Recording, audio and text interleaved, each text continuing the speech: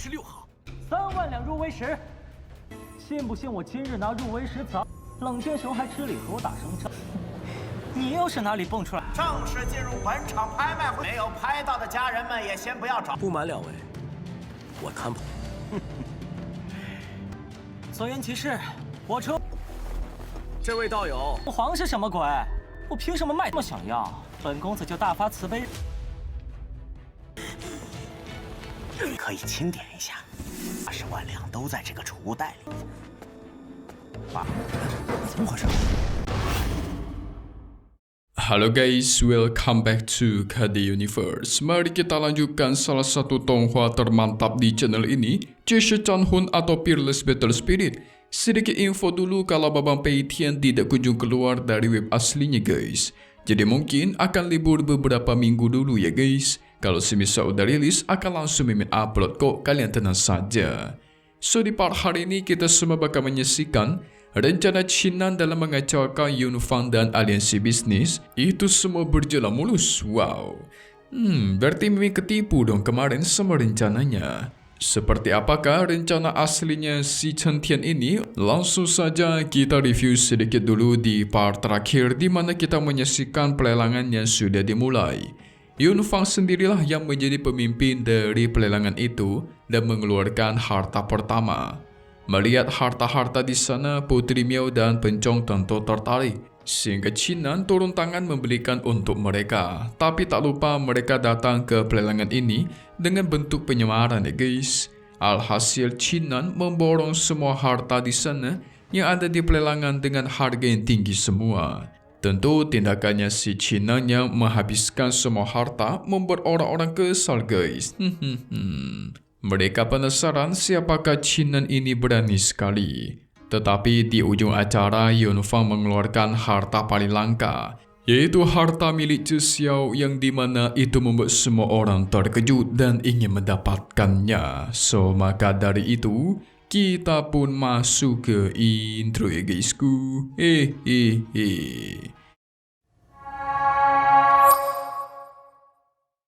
Chinan menawar dengan harga 30.000 tael, yang dimana itu membuat beberapa orang menjadi semakin kesal sama dia. Lagi-lagi orang kamar nomor 6 menawar dengan harga paling tinggi. Yunfang auto berterima kasih kepada orang di kamar nomor 6 yaitu Leng Jianxiao, yang dimana itu Chinan yang menyamar guys. Tidak menyangka bakal kedatangan tamu yang begitu spesial katanya. Chinan senang-senang aja tersenyum dia. Harta senjata ini juga cukup langka sih. 怎么又是6号3万2入围时。 Tapi beda sama orang-orang di sana, mereka semakin penasaran. Siapa nih si Leng Jianxiong ini ya? Mereka tidak mau menyerah dan mulai menawar 33.000 tael. Anjay. Orang ini sangat berani seperti itu karena dia berasal dari keluarga yang cukup kaya. Chinan sedikit terkejut. Ternyata masih ada orang yang berani juga ya. Tapi dia tidak mau kalah. Menasihati orang tersebut agar berhati-hati dalam penggunaan uang. Tentu orang itu kesal guys. Menaikkan harganya sampai 40.000 tael dan menantang Chinan. Chinan gak mau kalah, 50.000 tael disebutkan. Dia terus meledek kalau punya uang maka cobalah menawar. Dan kalau bisa langsung aja 100.000 tael ya kan. 信不信我今日拿入围时早？冷剑雄还吃里和我打声仗，你又是哪里蹦出来？ Membuat si orang itu terpancing emosinya guys. Merasa tertantang dan benar aja dia langsung menawar harga 100.000 tael. Setelah mendengar itu, Chinan pun gak jadi nawar lagi dan memberikan harta itu kepadanya saja. Hahaha, kemakan gengsi guys. Orang itu sih senang-senang aja ya. Pada akhirnya dia menang. Tapi setelah fikir-fikir, dia itu kena tipu guys. Mengeluarkan 100.000 tael hanya untuk harta senjata dan hanya untuk gengsinya. Nah loh. Teman-temannya menenangkan dia dan mereka pun bertekad tidak akan memberikan Chinan harta lagi. Setelah itu Yunfang kembali mengumumkan harta selanjutnya. Masih ada ternyata guys. Kali ini ada 6 pedang tingkat raja yang bakalan dijual. Dijelaskan juga kalau keenam pedang ini memiliki aura yang sama dan jika seseorang menyempurnakannya, otomatis menjadi senjata yang sangat kuat. Tentu semua orang mendengarnya auto tertarik, bahkan lebih tertarik daripada harta yang sebelumnya. Bisa dikatakan juga senjata ini sangat langka guys. Tapi Yunfang mengumumkan kembali, harga awalnya dimulai 30.000 tael. Dan setiap orang minimal harus menaikkan 5.000 tael guys. Orang-orang mulai menawar hingga 40.000. Chinan tidak mau kalah, menawar 45.000 tael. Salah satu teman orang yang menjadi lawannya Chinan itu yang tadi menjadi semakin tertarik. Dia pun menawar 60.000 tael. Dia bahkan meminta semua orang agar serahkan saja harta ini kepadaku. Soalnya dia datang ke sini karena diutus sama sang kaisar pedang hantu. 不瞒两位，我看不。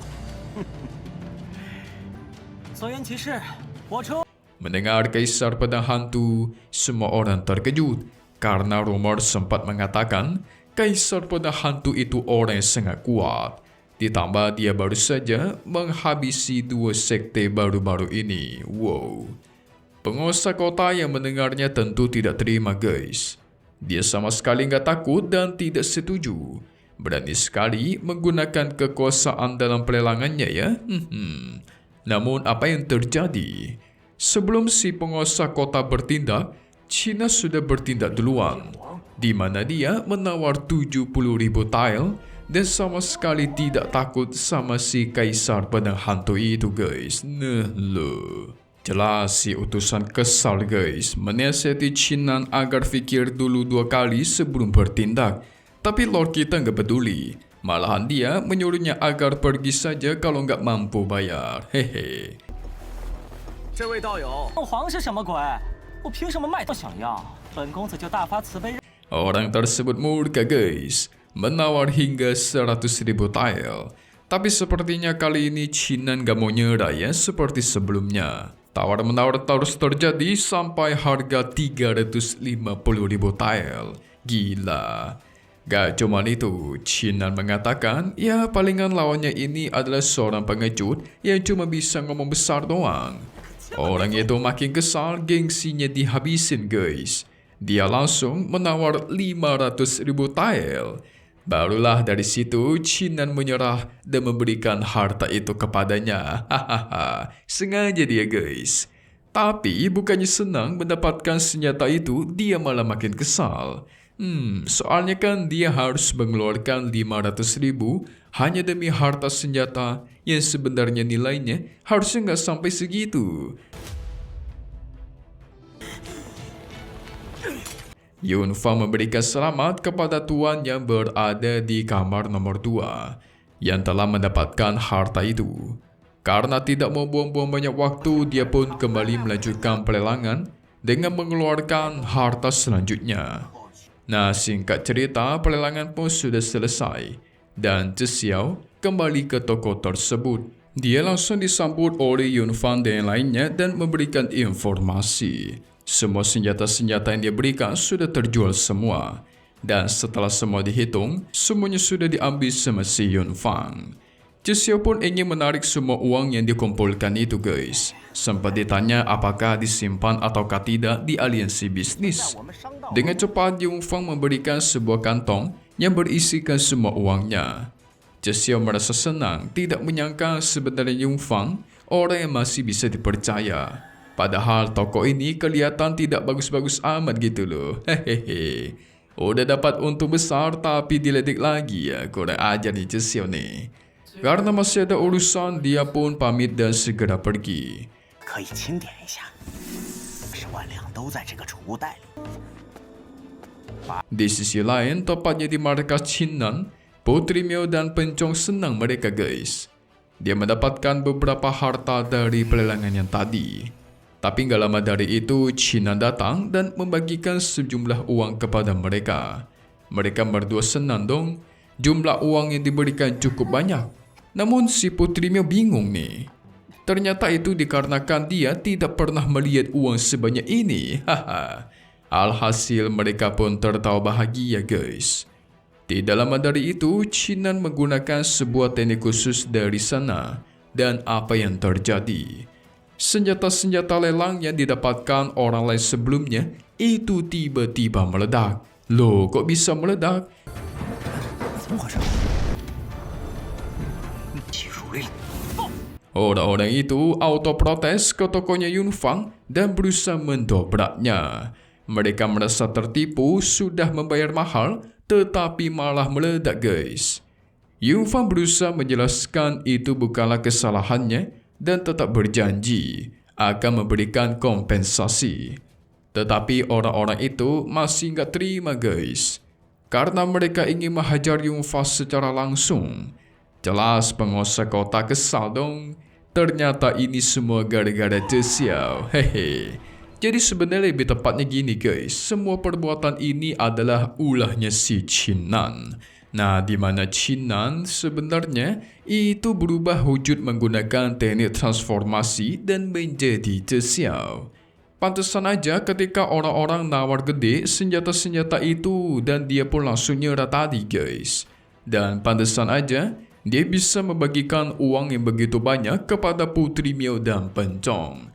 Jadi bisa dibilang ini rencana sangat mantap dari Lord kita nih. Hehehe. Berarti ketika menyerahkan dan menerima uang dari harta yang dijual, dia menyamar jadi Xiao. Tetapi ketika pelelangan terjadi, dia menyamarnya jadi Xiao Leng guys. Kira-kira gimanakah kekacauan yang terjadi di pelelangan Yunfang? Kita lihat di bagian spoiler untuk part 81 yang akan rilis lagi nanti. Jadi singkatnya kita semua bakal melihat ya guys. China sampai ke Tanah Suci. Dia bertemu lagi dengan salah satu tetua dari aliansi bisnis yang waktu itu menawar kerjasama untuk pavilion Yunfang. Melihat adanya China baru mengingat kalau waktu itu Yunfang pernah berbicara ketika dia menyamar guys. Orang ini ingin pergi ke Tanah Suci. Tapi China kelihatan gak tertarik. Dan tidak lama dari itu mereka pun berjalan menuju ke sebuah arena. Di sana ada para tetua yang kebingungan siapa sebenarnya China ini. Soalnya mereka di sini kan mengincar tetua aliansi bisnis itu karena dia terkenal cukup kuat. Sepertinya ini para tetua dari Tanah Suci nih. Apakah China akan bisa masuk oleh mereka ya guys? Atau malah dihalangi? Kita tunggu lagi di part 81 Jishi Chanhun atau Peerless Battle Spirit di hari biasa ya. Update lagi nanti untuk toa-toa selanjutnya dan pastinya cuma di sini. KD Universe, thank you buat kalian semua nonton dan selalu support channel Mimin. Semoga kalian semua sehat selalu ya guys. Memang pamit undur diri dulu. Kita bakal ketemu lagi di video-video selanjutnya. Oke kalau gitu, see you guys.